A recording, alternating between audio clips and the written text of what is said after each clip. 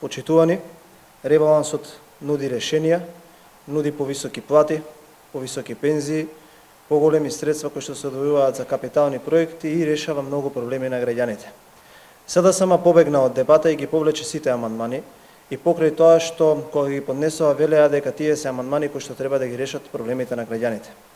СДСМ побегна од дебата заради три причини. Првата е заради тоа што немаат аргументи кои што би ги соочиле со нас пратениците од мнозинството. 7 години овие луѓе кои што сега се пратеници го управуваа системот и направија едно огромно ништо. Втората работа, амандманите кои што ги поднесува се доказ на погубните политики кои што овие луѓе ги водеа 7 години во Република Македонија. Тоа се проблеми кои што беа наследени и во 7 години овие луѓе кои што беа премиери, председатели на собранието и министри на министерства не успеа да решат ниту еден проблем. Во соочувањето со аргументите ова стана јасно и веројатно затоа се одлучија да побегнат од дебата со пратениците на владеачкото мнозинство.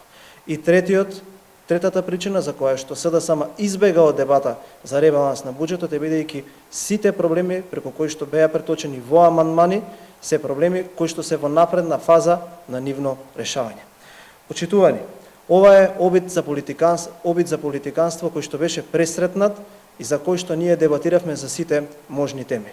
Ке дебатираме и за двата комисиски амандмани кои што ги најавиле, бидејќи со задоволство и со чист образ, со гордо исправена глава можеме да кажеме дека токму во овој ребаланс се решаваат многу проблеми на граѓаните.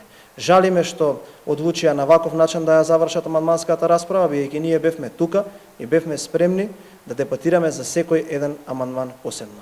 Продолжуваме посветено да работиме за граѓаните на Република Македонија, продолжуваме уште повеќе да ја окреваме економскиот стандард, финансиски, да ја стабилизираме државата и да работиме за доброто и на граѓаните и на стопанството. Ви благодарам.